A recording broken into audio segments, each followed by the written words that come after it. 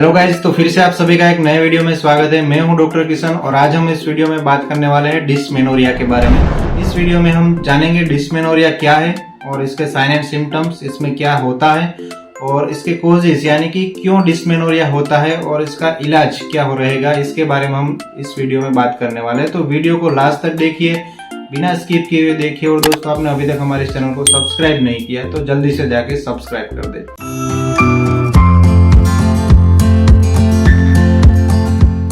तो सबसे पहले जान लेते हैं कि डिस्मेनोरिया क्या है और ये क्यों होता है।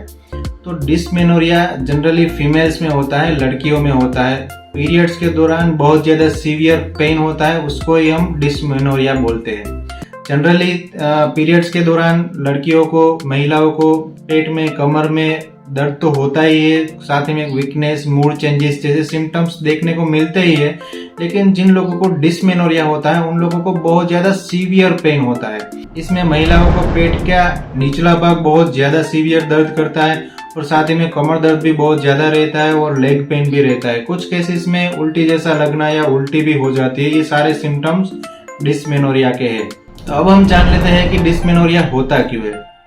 तो लड़कियों को हर महीने पीरियड्स आते हैं। उस दौरान उनके गर्भाशय में, यूट्रस में एक केमिकल रिलीज होता है जिसे हम बोलते हैं प्रोस्टाग्लैंडिन। ये कुछ मात्रा में रिलीज होता है और उसकी वजह से जो यूट्रस होता है वो कॉन्ट्रैक्ट होता है और अंदर की लाइनिंग्स टूट जाती है, जिसकी वजह से पीरियड्स आते हैं। ये एक नॉर्मल प्रोसेस है और उस दौरान पेन होना भी एक आम बात है, वो थोड़ा बहुत होता है। लेकिन कुछ केसेस में कुछ कारणों की वजह से जो प्रोस्टाग्लैंडिन होता है वो बहुत ज्यादा अमाउंट में सीक्रेट होने लगता है और उस वजह से यूट्रस का एबनॉर्मल कॉन्ट्रैक्शन होने लगता है और उसी वजह से बहुत ज्यादा सीवियर पेन होता है, बहुत ज्यादा लेग पेन होता है, कमर दर्द बहुत ज्यादा हो सकता है और इसे ही हम डिस्मेनोरिया कहते हैं। जनरली डिस्मेनोरिया दो टाइप के होते हैं, एक होता है प्राइमरी डिस्मेनोरिया और दूसरा होता है सेकेंडरी डिस्मेनोरिया। तो जो प्राइमरी डिस्मेनोरिया होता है उसमें क्या होता है कि कोई अंडरलाइंग डिजीज कंडीशन नहीं होती, वो अपने आप ही नॉर्मली होता है। जो कुछ महिलाओं को बहुत ज्यादा हेवी ब्लड फ्लो हो रहा है पीरियड्स के दौरान या फिर ब्लड क्लॉट्स आ रहे हैं, उसकी वजह से ये हो रहा है, या कुछ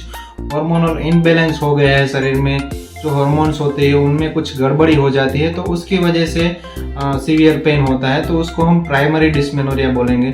और सेकेंडरी डिस्मेनोरिया में क्या होता है कि कुछ डिजीज कंडीशन के चलते कुछ गायनेकोलॉजिकल कंडीशन होती है, जैसे कि एंडोमेट्रियोसिस, एडेनोमायोसिस, यूट्राइन फाइब्रॉइड और पॉलीसिस्टिक ओवेरियन डिजीज या तो फिर पेल्विक इंफ्लेमेटरी डिजीज। ये सारी कुछ कंडीशन होती है जिसकी वजह से अगर डिस्मेनोरिया हो रहा है, पीरियड्स के दौरान बहुत ज्यादा सीवियर पेन हो रहा है, तो उसको हम सेकेंडरी डिस्मेनोरिया बोलेंगे। अभी मैंने जो टर्म्स बोली है आपको समझ में नहीं आई होगी, तो मैं आपको आम भाषा में बोलूँ तो अगर आपके गर्भाशय में, लड़कियों में गर्भाशय में या तो फिर अंडाशय में कहीं पर रसोली, गांठ, मस्से बन गए है, कोई इन्फ्लामेशन हो गया है, तो उसकी वजह से बहुत ज्यादा हैवी ब्लड फ्लो आता है और जो मेंसेस होते हैं वो इरेग्युलर हो जाते हैं, बहुत ज्यादा बड़े बड़े ब्लड क्लॉट्स आते हैं, हार्मोनल इनबैलेंस भी होता है और उसकी वजह से बहुत ज्यादा सीवियर पेन होता है, तो इसको हम सेकेंडरी डिस्मेनोरिया बोलेंगे। अब हम बात कर लेते हैं कि डिस्मेनोरिया का इलाज क्या रहेगा।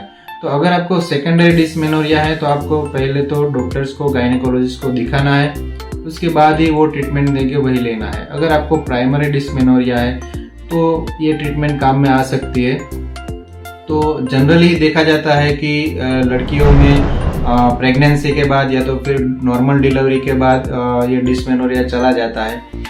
लेकिन फिर भी अगर आपको मेंसेस के दौरान, पीरियड्स के दौरान बहुत ज़्यादा सीवियर पेन होता है, डिस्मेनोरिया होता है, तो आपको हीटिंग पैड्स लगाने चाहिए, यानी कि जो गर्म पानी की थैली आती है वो आपको अपने पेट के निचले भाग में लगानी चाहिए, जिससे कि आपको डिस्मेनोरिया में आराम मिल सकता है। सीवियर जो पेन होता है उसमें आपको आराम मिल सकता है और ये आप घर पर भी कर सकते हो। साथ ही में आप कोई टेबलेट भी, पेन किलर टेबलेट भी ले सकते हो, जिसमें generally non steroidal anti inflammatory tablets आती है और एनाल्जेसिक जो दवाई आती है वो आती है। इनमें आप मेफ्टाल स्पास टेबलेट ले सकते हो, जिसमें मेफेनेमिक एसिड और डाइसाइक्लोमाइन कंटेंट रहता है। ये आप दिन में 3 बार ले सकते हो। और जब पीरियड्स का जो पेन शुरू होता है उस दिन से लेकर आपको जितने दिन पेन रहता है, 3 दिन, 5 दिन, उतने दिन आप ये ले सकते हो। दूसरा भी कोई पेन किलर आप ले सकते हो, जैसे कि डाइक्लोफेनाक आता है 50 मिलीग्राम का, या फिर डाइक्लोफेनाक और पैरासीटामोल का कॉम्बिनेशन आता है डेनपी टैबलेट करके, वो भी आप दिन में 3 बार आप ले सकते हो खाना खाने के बाद। वो भी जब से आपको पीरियड्स पेन शुरू हो उस दिन से लेकर आप जितने दिन तक आपको पेन रहे उतने दिन तक ये आप ले सकते हो। ये आपको लगातार 4-6 महीने तक आपको करना है।